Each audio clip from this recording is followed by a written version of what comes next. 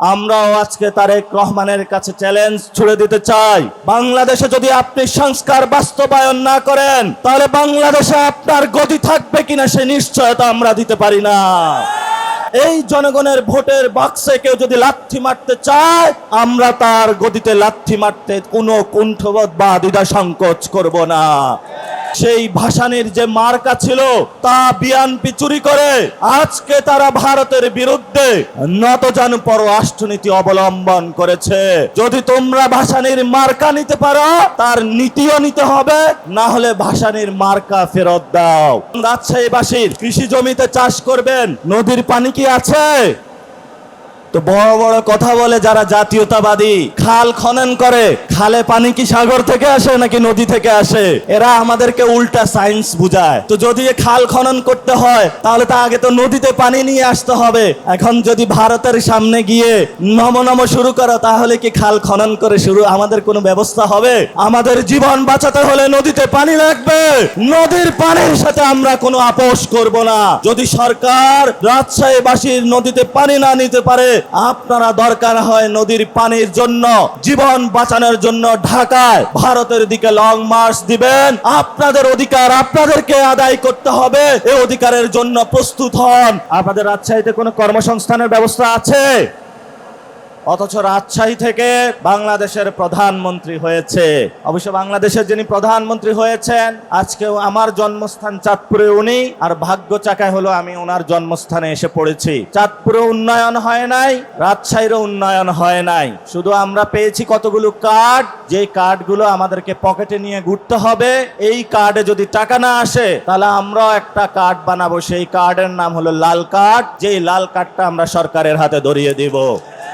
যে মানুষগুলো তার প্রেমিকাকে সময় দিতে পারত, তার বউকে সময় দিতে পারত, বাচ্চাকে সময় দিতে পারত, হাটে বাজারে আমের ব্যবসা করলো, কিছু টাকা ইনকাম হতো, সেই সব কিছু বাদ দিয়ে ইনক্লুডিং আপনারাও দিনরাত একটি স্বপ্ন নিয়ে কাজ করে যাচ্ছেন। যেই স্বপ্নটা আমাদেরকে দিয়ে গিয়েছিল জুলাই গণ অভ্যুত্থানের শহীদেরা। সেই স্বপ্নটা কি ছিল? যারা গণ অভ্যুত্থানে নেমে এসেছিল, ছাত্ররা নেমে এসেছিল যে আপনি যদি কোটার ভিত্তিতে চাকরি দেন তাহলে আমার যেই সন্তান রাজশাহী ভার্সিটিতে পড়াশোনা করেছে, আমি সারা বছর পরিশ্রম করে একটা সিজনে কিছু আম এসেছে, সেই আম বিক্রি করে নিজের শেষ সম্বলটুকু দিয়ে আপনি তাকে ঢাকা ভার্সিটিতে, রাজশাহী বিশ্ববিদ্যালয়ে বা অন্য কোনো বিশ্ববিদ্যালয়ে পড়িয়েছেন। জীবনের একটা স্বপ্ন, সবাই বুক ভরা কথা বলতেন, আমার ছেলে পাবলিক ইউনিভার্সিটিতে পড়াশোনা করে, প্রাইভেট ইউনিভার্সিটিতে পড়াশোনা করে, আর কয়টা দিন একটু ধৈর্য ধারণ করি, তারপরে আমার ছাওয়াল আমার জন্য ইনকাম করে নিয়ে আসবে। কিন্তু যখন আপনার সন্তান গিয়েছিল, সেইখানে দরজায় টিকিট লাগিয়ে দিয়েছিল, এইখানে হলো শুধু ছাত্রলীগ যুবলীগের ক্যাডাররা চাকরি পাবে, অন্য কোনো চাকরি নাই। তোমরা যারা পড়াশোনা করেছ ছাত্রলীগ যুবলীগের হলো সার্টিফিকেট নিয়ে আসো। আপনার সেই সন্তান তখন রাজপথে গিয়ে গর্জে উঠেছিল, আমার প্রতি অন্যায় করা হচ্ছে, আমার প্রতি বৈষম্য করা হচ্ছে।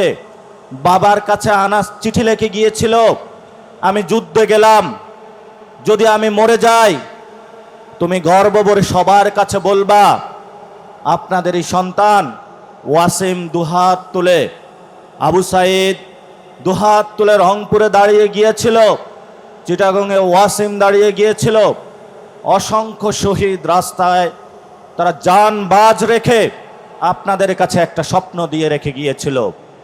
যেই স্বপ্নটা হলো আমি আমার অধিকারের জন্য পরবর্তী প্রজন্মের জন্য জীবন দিয়ে গিয়েছি, পরবর্তী যুদ্ধটা আপনারা জারি রাখবেন। সেই তাদের দায়িত্ববোধের জায়গায় থেকে কিন্তু আজকে আমরা এখানে বসে আছি। আপনারা এখানে যারা এসেছেন, আমরা যারা রাজনীতি করি, আমরা কোনো লুণ্ঠনের রাজনীতির জন্য করি না। আমরা যে চাঁদাবাজি করে কয়টা টাকা ইনকাম করব এটার জন্য রাজনীতি করি না। আমরা কারো বসতভিটা দখলদারি করার জন্য রাজনীতি করি না। কারণ আমাদের সামনে ৭১-এর শহীদ, ৪৭-এর শহীদ, গণ অভ্যুত্থানের যারা শহীদ আছেন, তারা রক্ত দিয়ে আমাদের সামনে একটি আকাঙ্ক্ষা রেখে গেছিলেন, যে আকাঙ্ক্ষার ভিত্তিতে আপনারা যতদিন জীবিত থাকবেন আমরা জীবন দিয়ে আপনাদের সামনে একটা স্বপ্ন দেখিয়ে গিয়েছি, আপনারা এই স্বপ্ন বাস্তবায়ন করবেন। আমরা যদি গণ অভ্যুত্থানে যারা শহীদ হয়েছিল তাদেরকে যদি হিসাব করি, অনেক মানুষ ছিল যারা কৃষক ছিল, অনেক মানুষ ছিল যারা শ্রমজীবী মানুষ ছিল। পুরো বাংলাদেশকে যদি আমরা হিসাব করি, চিটাগংয়ের মানুষকে আপনারা দেখবেন জাহাজের ব্যবসা করে, জাহাজ ভাঙে, যদি পোর্টের কোনো কিছু মালামাল পার হয় সেটা দিয়ে ইনকাম করে, এটা একটা বড় ইকোনমিক সোর্স। আবার যদি রাজশাহীবাসীর দিকে তাকান, রাজশাহীতে এতগুলো কলেজ ইউনিভার্সিটি যেখান থেকে সবাই পড়াশোনা করে, পড়াশোনার পরে একটা ভালো চাকরি পাবে। রাজশাহীতে এমন ধরনের কোনো কর্মসংস্থান ব্যবস্থা নাই। আপনাদের রাজশাহীতে কোনো কর্মসংস্থানের ব্যবস্থা আছে?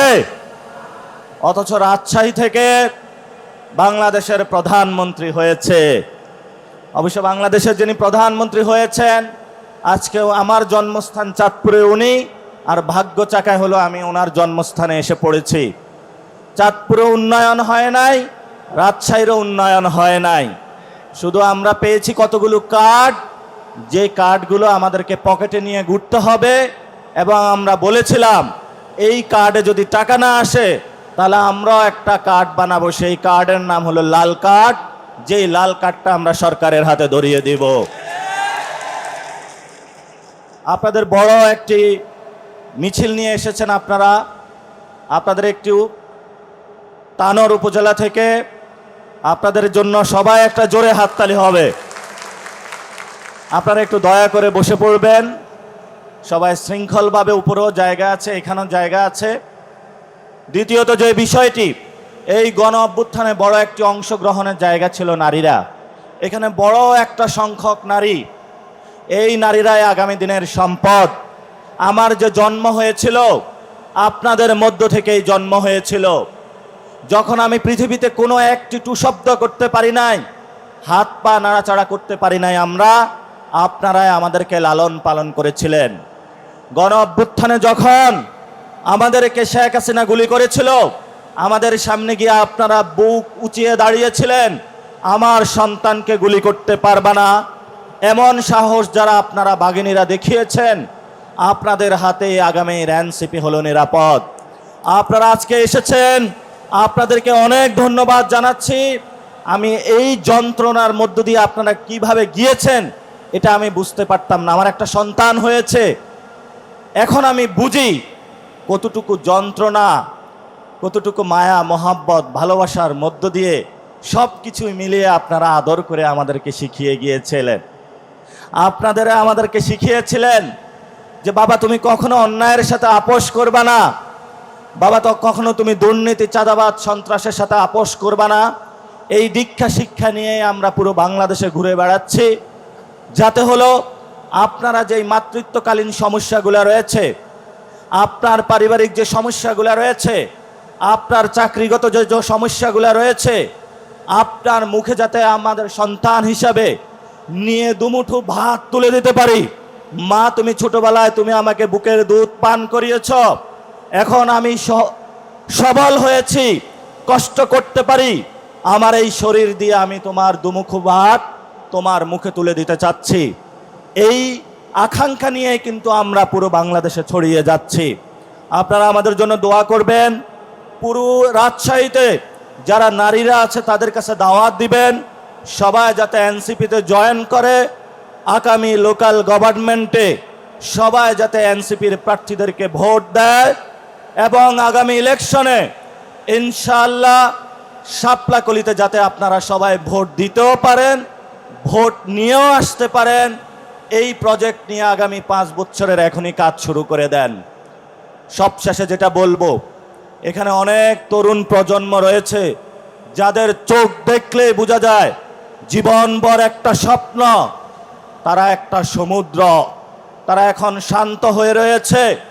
জুলাইয়ে তারা উত্তাল হয়ে উঠেছিল, আবার তারা উত্তাল হবে যদি দেখে বাংলাদেশের মানুষ আবার ফেসিবাদের দিকে তাদেরকে নিয়ে যাওয়ার চেষ্টা যাওয়া হচ্ছে। আমরা দেখেছিলাম শেখ হাসিনার সময়ে আমাদের উপরে যখন গুলি চলেছিল, আমরা আওয়াজ তুলেছিলাম, আমরা একটি সিস্টেম বা বাংলাদেশ একটি সংস্কার চাই, যেই সংস্কারের মধ্য দিয়ে স্বাস্থ্য ব্যবস্থা এমন হবে যে আপনার সন্তান হামের কারণে মারা যাবে না, যেই সংস্কারের মধ্য দিয়ে আমাদের কোনো সংরক্ষিত নারী আসন থাকবে না, যেটার মধ্য দিয়ে আপনাদের ভোটে আপনারা নারী প্রতিনিধি নির্বাচন করবেন, যেই সংস্কারের মধ্য দিয়ে যার মনে খাহেশ জেগেছে আমি দীর্ঘ সময়কালীন বাংলাদেশের প্রধানমন্ত্রী থাকব, তার গদি নাড়িয়ে তাকে স্বল্প সময়ের মধ্যে দ্রুত গতিতে কাজ করার জন্য চাপ প্রয়োগ করার সুযোগ এসেছিল, যেই সংস্কারের মধ্য দিয়ে তত্ত্বাবধায়ক সরকারের ফর্মুলা যেটা রয়েছে সবার অংশগ্রহণের মধ্য দিয়ে একটি শান্তিপূর্ণ এবং নিরপেক্ষ নির্বাচন হবে। কিন্তু ইলেকশনের সময় সবগুলো দল একসাথে কাজ করেছিল, করার পরে যখন হিন্দুদের ভোট নিল, আওয়ামী লীগের ভোট নিল, সব মানুষের সাথে একসাথে নিয়ে এখন মিস্টার জিয়া বেঁকে বসলো, তোমাদের যা দেওয়ার খেলা দেখিয়ে দিয়েছি, এখন আমার খেলা, কি করতে পারবে তোমরা করো, আমি বাংলাদেশে সংস্কার বাস্তবায়ন করতে পারবো না। এই চ্যালেঞ্জ আমাদের তরুণ প্রজন্মের সামনে সে ছেড়ে দিয়েছে। আমরাও আজকে তারেক রহমানের কাছে চ্যালেঞ্জ ছুড়ে দিতে চাই, বাংলাদেশে যদি আপনি সংস্কার বাস্তবায়ন না করেন তাহলে বাংলাদেশে আপনার গদি থাকবে কিনা সে নিশ্চয়তা আমরা দিতে পারি না। কারণ জনগণের ম্যান্ডেট দিয়েছে, জনগণ ভোট দিয়েছে, এই জনগণের ভোটের বাক্সে কেউ যদি লাথি মারতে চায় আমরা তার গদিতে লাথি মারতে কোনো কুণ্ঠবোধ বা দ্বিধা সংকোচ করব না। আমাদের আরেকটি বড় বিষয় ছিল, শেখ হাসিনা উকিঝুঁকি করতেছে, আওয়ামী লীগ বিভিন্ন জায়গায় মিছিল নামাচ্ছে, আমরা সরকারকে হুঁশিয়ার করে বলবো যদি শেখ হাসিনা বাংলাদেশে আসতে পারে, যদি আওয়ামী লীগ বাংলাদেশে আসতে পারে তাহলে প্রথম গুলি চালাবে তারেক রহমানের উপরে, তারা প্রথমে বাংলাদেশে এসে তারেক রহমানকে হত্যা করবে। তারেক রহমানের ইতিহাস জানা উচিত, সেই সময় জিয়াউর রহমানকে কারা হত্যা করেছিল। যদি উনি ইতিহাস জানে তাহলে তার বাপের যে পরিণতি হয়েছিল একই পরিণতি সন্তানের পরিণতি হবে। এই জন্য তারেক রহমানকে আমরা বলবো don't do compromise with Awami League. যদি আওয়ামী লীগের সাথে আপনি কম্প্রোমাইজ করেন, আমরা কিন্তু একটি ফ্রন্টে যুদ্ধ করতেছি, তাহলে আমাদের ফ্রন্টিয়ার লাইন দুইটি হবে, আমরা কিন্তু একই পাল্লায় বিএনপি এবং আওয়ামী লীগকে রাখতে দ্বিধাবোধ করব না। আমাদের সামনে আজকে একটি ঐতিহাসিক দিন, যেই দিনে আপনারা যারা এখানে কৃষক আছেন আপনাদের কোনো জমি জমা ছিল না, এক মহান ঐতিহাসিক নেতা বাংলাতে আবির্ভূত হয়েছিলেন, উনি আপনাদের জমি জমার ব্যবস্থা করে দিয়েছিলেন চিরস্থায়ী বন্দোবস্ত নিপীড়নের মাধ্যমে বা বিলোপের মাধ্যমে, যেটার মাধ্যমে আপনাদেরকে যখন সন্ধ্যাবেলা হতো জমিদাররা নিয়ে পিঠে চাবুক বসাতো যে সারাদিনে তুমি কতটুকু ইনকাম করে নিয়ে এসেছিলা। আজকের এই দিনে রাজশাহী থেকে ভারতের বিরুদ্ধে একটি বড় যুদ্ধ ঘোষণা করা হয়েছিল, সেটা কি আপনাদের মনে আছে? আজকে ঐতিহাসিক ফারাক্কা দিবস, এই দিবসে মাওলানা ভাসানী 90-এর অধিক বয়স নিয়ে উনি সেই ভারতের বিরুদ্ধে বলেছিলেন জলের অধিকার আমি ছাড়বো না, পানির ন্যায্য অধিকার আমি ছাড়বো না। কিন্তু সেই ভাসানীর যে মার্কা ছিল তা বিএনপি চুরি করে আজকে তারা ভারতের বিরুদ্ধে নতজানু পররাষ্ট্রনীতি অবলম্বন করেছে। যদি তোমরা ভাসানীর মার্কা নিতে পারো তার নীতিও নিতে হবে, না হলে ভাসানীর মার্কা ফেরত দাও। এই জন্য আমরা বিএনপিকে বলবো পররাষ্ট্রনীতির ক্ষেত্রে ভারতীয় যে বাংলাদেশে বাহিনী রয়েছে সিভিল ফরম্যাটে আওয়ামী লীগ, এই ভারত কেন্দ্রিক বাহিনীর সাথে কোনো কম্প্রোমাইজ করা চলবে না, ভারতের সাথে কোনো নতজানু পররাষ্ট্রনীতি চলবে না। যদি আপনি বলেন সবার আগে বাংলাদেশ, তাহলে সবার আগে বাংলাদেশ হওয়া সত্ত্বে সীমান্তে কিভাবে খুন হয় সেই প্রশ্নটা আমরা আপনাদের কাছে রেখে গেলাম। প্রিয় রাজশাহীবাসী, আপনাদের অপার সম্ভাবনা রয়েছে। আপনাদের এখানে রাম, আমরা ঢাকায় চাঁদপুরে বসে থাকি, কখন রাজশাহীর আমের সিজন আসবে আর এক খাঁচি আমরা আম পাবো এই আশায় বসে থাকি। এই আম শুধু রাজশাহীর সম্পদ নয়, এটা পুরো বাংলাদেশের, এটা বিশ্বের একটা সম্পদ। এই আমকে কিন্তু বিশ্বে রপ্তানি করা সম্ভব। এই আম আপনারা যখন উৎপাদন করেন, গাছ থেকে নামান, কোনো সংরক্ষণাগার নাই এবং খুবই কম মূল্যে আপনারা যদি 20 টাকা কেজি দরে বিক্রি করেন, ঢাকায় এটা বিক্রি হয় 100 টাকা। তাহলে যিনি কৃষক, উনি উৎপাদন করতে পারলো 20 টাকায়, বিক্রি করতে পারলো 20 টাকায়, কিন্তু মাঝখানে যারা দালাল বাজ রয়েছে তারা এখান থেকে লাভ করে নিল আর 80 টাকা। সে কোনো পরিশ্রমই করলো না। আপনার জমি, আপনার গাছ, আপনার পরিশ্রম, তা দিয়ে ব্যবসা করে বাংলাদেশের এক ধরনের সিন্ডিকেট এবং দালাল শ্রেণী। আপনারা রাজশাহী থেকে আওয়াজ তুলেন, আমের কোনো সিন্ডিকেট করা যাবে না, আমের জন্য সংরক্ষণের ব্যবস্থা চালু করতে হবে এবং বাংলাদেশে কৃষি ব্যবস্থার যেই ন্যানো টেকনোলজি থেকে শুরু করে টেকনোলজি বেসড, যেভাবে রাজশাহী একটা শিক্ষার নগরী রয়েছে, তেমনিভাবে প্রযুক্তিগতভাবে আপনাদেরকে এই জায়গায় সরকারি সকল সুযোগ সুবিধা নিয়ে আসতে হবে। ইনশাআল্লাহ আমরা আপনাদেরকে কথা দিচ্ছি, আমরা জনতার কোটারও থাকলেও রাজশাহীবাসীর জন্য লড়াই করব, সরকারে থাকলেও রাজশাহীবাসীর জন্য লড়াই করব। আপনারা হাত তুলে আজকে আপনাদের সামনে শপথ করুন, আপনারা কি এনসিপির সাথে থাকবেন? ইনশাআল্লাহ এনসিপি সবসময় রাজশাহীবাসীর সাথে থাকবে। এটা আমাদের একটা অন্যতম দুর্গ হবে। যেই কোনো সমস্যা এনসিপির কাছে আপনারা আসবেন, আমরা আপনাদের প্রয়োজনে ছুটে যাব। যদি আপনাদের আম গাছে আম আছে, বিক্রি করতে সমস্যা হয়, আমরা এসে বদলা দিব, আপনার আম গাছ থেকে আম নামিয়ে দিব। আপনার আম যদি ঢাকায় পাঠাতে হয়, বিদেশে পাঠাতে হয়, আমরা সেই ব্যবস্থা করে দিব ফ্রি আপনাদের জন্য। আমরা রাজশাহীবাসীর জন্য উন্নয়ন চাই এবং রাজশাহীবাসীর কৃষি জমিতে চাষ করবেন। নদীর পানি কি আছে? তো বড় বড় কথা বলে যারা জাতীয়তাবাদী, খাল খনন করে, খালে পানি কি সাগর থেকে আসে নাকি নদী থেকে আসে? এরা আমাদেরকে উল্টা সায়েন্স বুঝায়। তো যদি খাল খনন করতে হয় তাহলে তো আগে তো নদীতে পানি নিয়ে আসতে হবে। এখন যদি ভারতের সামনে গিয়ে নম শুরু করো, তাহলে কি খাল খনন করে শুরু আমাদের কোনো ব্যবস্থা হবে? এজন্য সরকারকে বলবো, রাজশাহীবাসীর নদীতে আমরা পানি চাই। আমাদের জীবন বাঁচাতে হলে নদীতে পানি লাগবে। নদীর পানির সাথে আমরা কোনো আপোষ করব না।